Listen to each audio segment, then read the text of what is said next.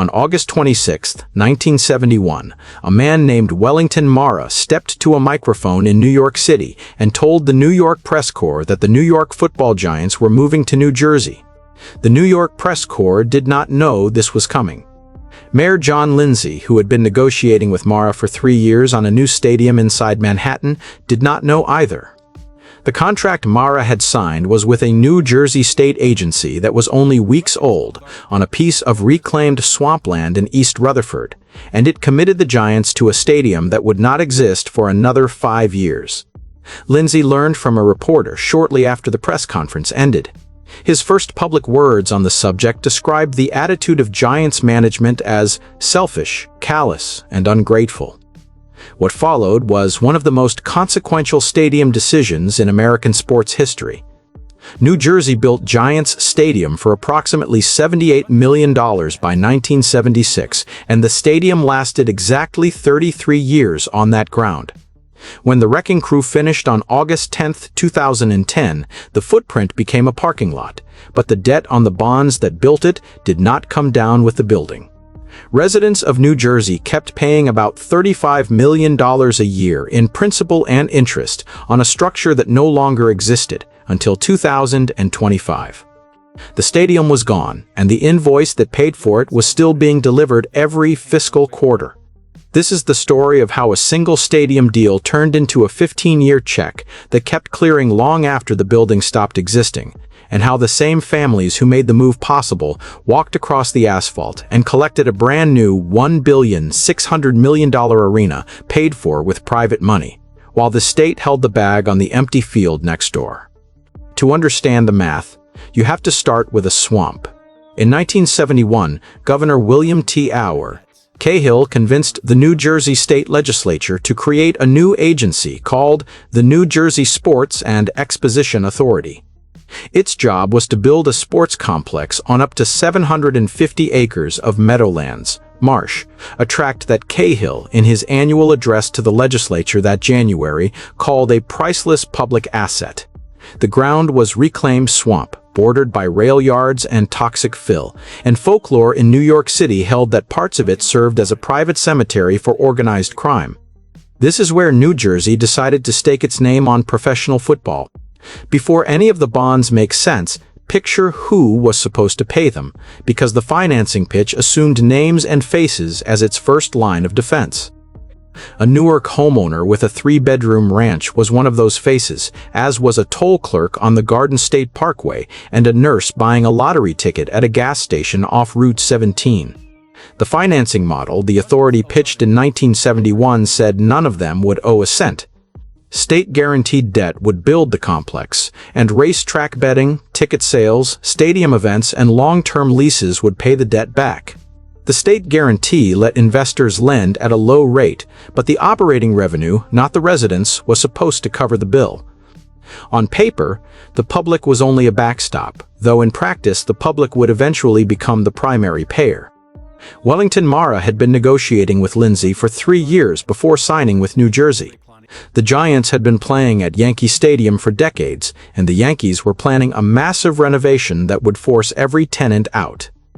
Lindsay offered every inducement a cash-strapped municipality could put on the table. The New Jersey Sports and Exposition Authority offered better terms, a brand new stadium, acres of parking, and a long lease on an agency-owned facility. Mara chose the authority, and the city of New York lost its football team to a swamp across the river because a state agency, backed by state-guaranteed debt, outbid a municipality that was running out of money during the fiscal crisis of the 70s. The exile years that followed make the stakes real, because they show what a stadium-less franchise is willing to accept in the interim. While Yankee Stadium was being gutted, the Giants had no home in New York. For the 1973 and 1974 seasons, they played at the Yale Bowl in New Haven, Connecticut, driving their players up the Merritt Parkway every home weekend. The Yale Bowl was built in 1914 with no professional locker room and no permanent facilities built for a National Football League team. In 1975, the Giants moved back to the city and shared Shea Stadium with the Jets, the Mets, and the Yankees all at once. That is the only time in American professional sports history that 2 football teams and 2 baseball teams used a single stadium in the same calendar year. Every October the grass was chewed into mud, every weekend there was a schedule conflict, and every month the state agency in New Jersey had another reason to sell its new stadium as a rescue. Construction in the Meadowlands moved quickly once the authority had the paperwork it needed. The Sports Authority broke ground on November 19, 1972. 4 years later, on October 10, 1976, Giants Stadium opened to the public. The first home game drew a crowd of 76,000 fans against the Dallas Cowboys, and the Giants lost 24-14, but the franchise kept the building. The Mara family did not own the stadium on paper, even though they owned every conversation inside it. The building was owned by a state agency and paid for with state-guaranteed debt. What the family owned was the team itself, while the structure around the team belonged to the public. The arrangement was functionally theirs because the lease delivered it to them, rent-controlled and turnkey, while the public absorbed the construction risk. The total construction cost landed at roughly $78 million in 1976 money. For comparison, that is about $430 million in today's dollars. The seats topped out at 80,242. The field held football, soccer, and eventually a papal mass. The debt that built it was scheduled to run for decades, paid down slowly from the complex's operating revenue, with residents standing behind the promise if anything went wrong. For the first decade, the building worked the way the pitch said it would, and the Giants filled the place with sellout crowds week after week. The New Jersey Generals of the United States Football League joined the stadium in 1983 under owner Walter Duncan, and that September Donald Trump bought the franchise and ran it through the league's collapse in 1985. The Jets followed the Generals as full-time tenants in 1984, one more team piling into a building the state owned. Leon Hess, who owned the Jets, had grown tired of Shea Stadium, of the cracked bathrooms, of the Mets bumping the Jets when the baseball team made the playoffs, of Mayor Ed Koch dragging his feet on a renovation. Hess crossed the river and the Jets became tenants of a stadium named for another team, but the rent fed the same agency, and the notes kept flowing. The Jets even kept their training facility in Uniondale on Long Island for years, busing players across 2 states every weekend to play home games in a building that was not theirs and was not in their state. Giants Stadium was a stage as much as it was a ledger item. The Giants won Super Bowl 21 in January 1987, Super Bowl 25 in January 1991, and Super Bowl 42 in February 2008. On June 18, 1994, Ireland beat Italy 1-0 inside the stadium in front of 75,000 fans, with Ray Houghton scoring in the 11th minute in one of 7 matches the venue hosted during the United States World Cup. On October 5, 1995, Pope John Paul II celebrated Mass at Giants Stadium in a driving rainstorm for a verified crowd of 82,948, which stood as the second largest attendance ever recorded at the venue for 14 years. On September 24, 2009, the rock band U2 played a stop on its 360 tour and drew 84,472 people, breaking the Pope's record. Bono announced from the stage that the band had broken every attendance record in the building, including the Pope. Bruce Springsteen played his own farewell stand a few weeks later, opening each of the final 5 nights with a song he wrote specifically for the building, titled Wrecking Ball, with lyrics that named the mud, the beer, the blood, and the cheers of the stadium that was already condemned. One quick note before the section on the demolition begins. This channel exists to track what happens to American stadiums after the press conferences end, and there are more case studies like this one already in the pipeline. If that kind of story is something you want to keep following, the subscribe button is at the bottom of the video player. Springsteen was writing a farewell because the next stadium had already been announced, and the numbers on the old one had started to slide out from under the state. In 2007, the Giants and the Jets broke ground on a new stadium directly next to Giants Stadium on land inside the same Meadowlands sports complex.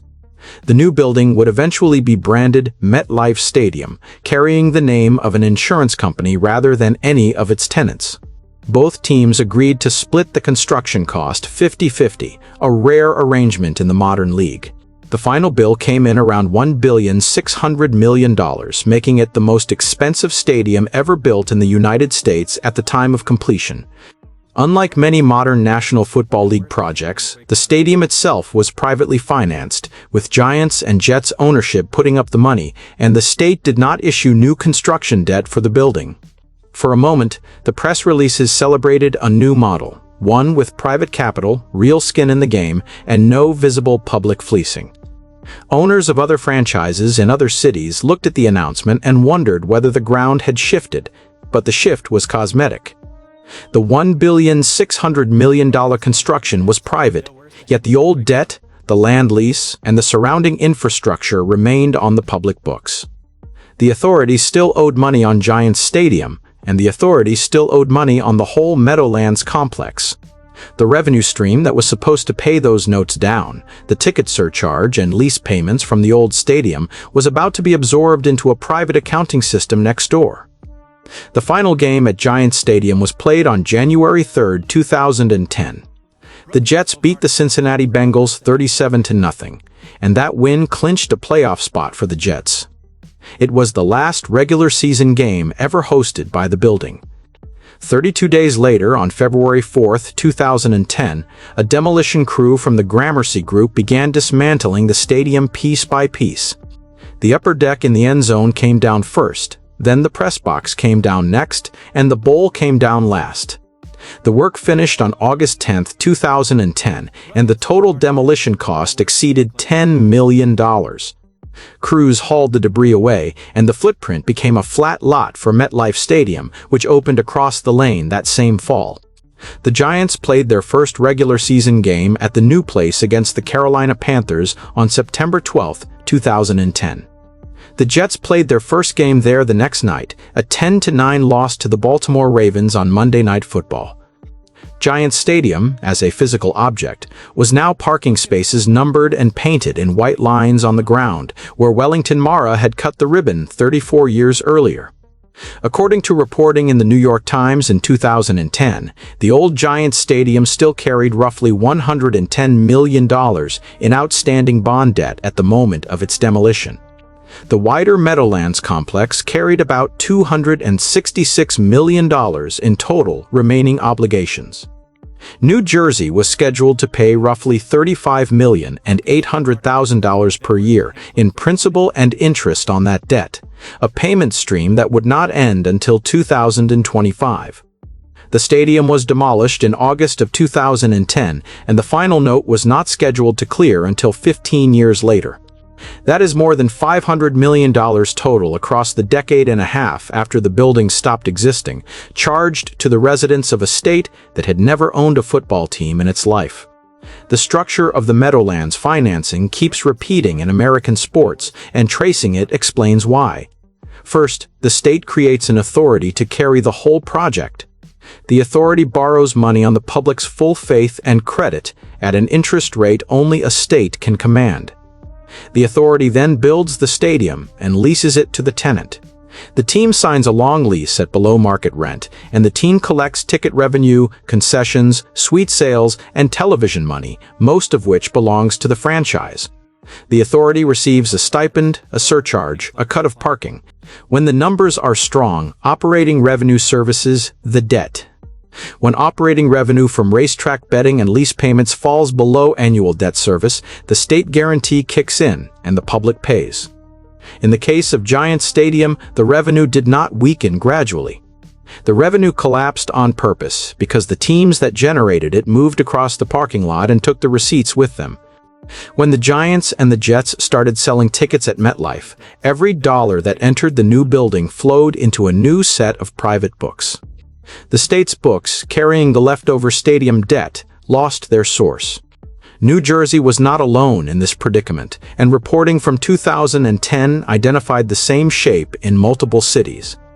Seattle's King County still owed more than $80 million for the kingdom, which had been imploded in 2000.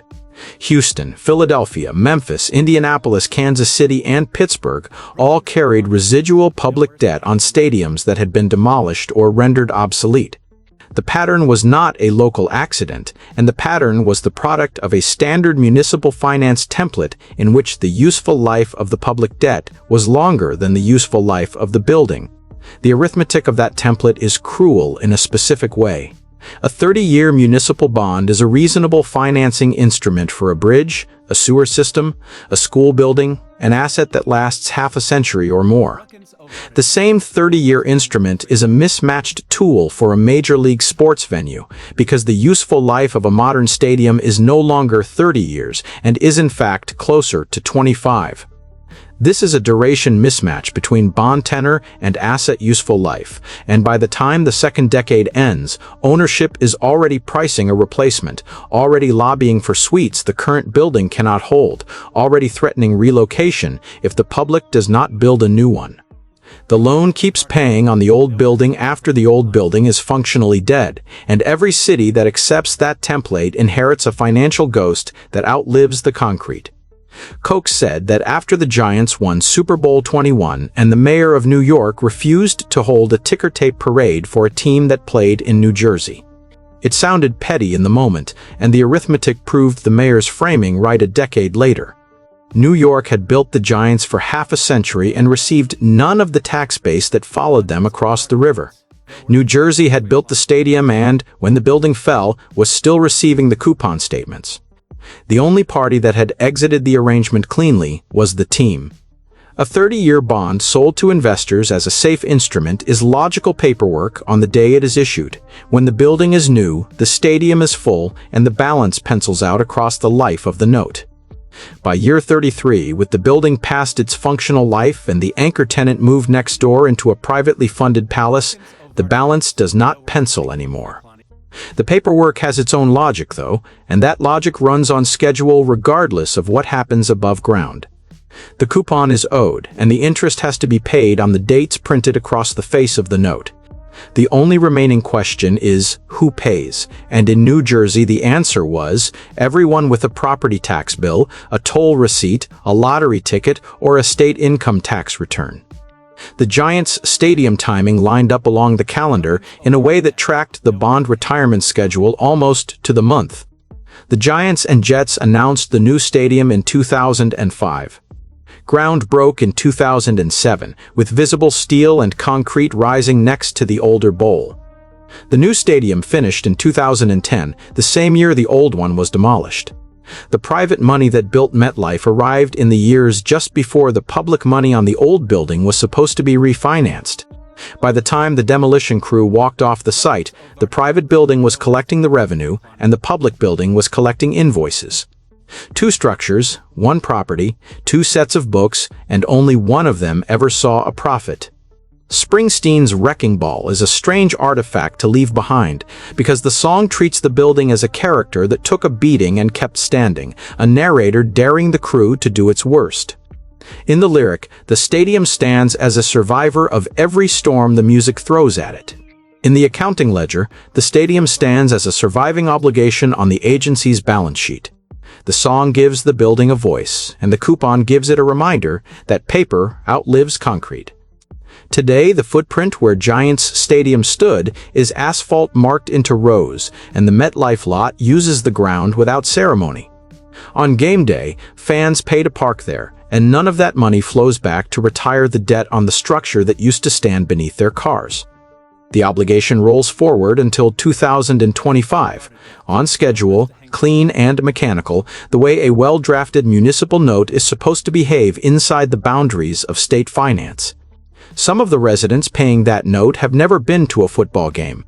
Some of them have never set foot in East Rutherford. Some of them were in grade school when the stadium opened, and a few were not born when the paperwork was signed and will be grown adults before the paper clears. None of that matters to the coupon schedule inside the state treasurer's office. The coupon schedule does not care about seasons or Super Bowls or Pope visits or Springsteen concerts.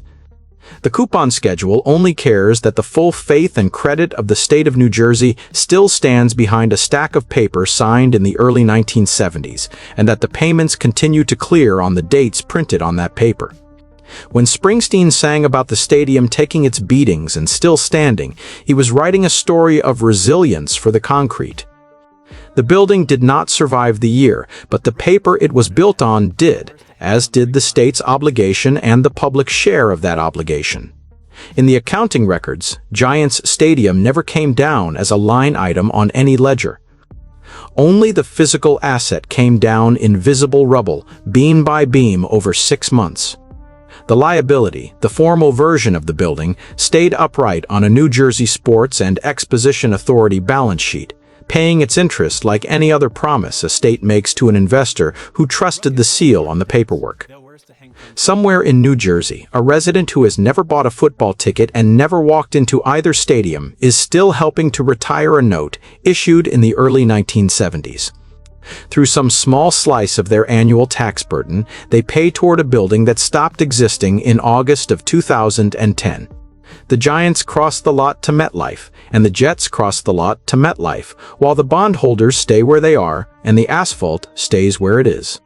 The payment clears, every fiscal quarter, into the accounts of investors who are owed a sum for a structure whose last concrete panel was trucked out of East Rutherford in a summer. The teams did not even have to attend. The stadium is gone, and the invoice that paid for it is not. Giants Stadium is the 5th case I've covered in this ongoing series on American stadium finance. The next video moves to Detroit and the Palace of Auburn Hills, an arena the Pistons walked out of in 2017, and that was demolished in 2020, which became one of the most requested stories in the comments of this channel. If you want to watch that story when it drops, the subscribe button is below the video player.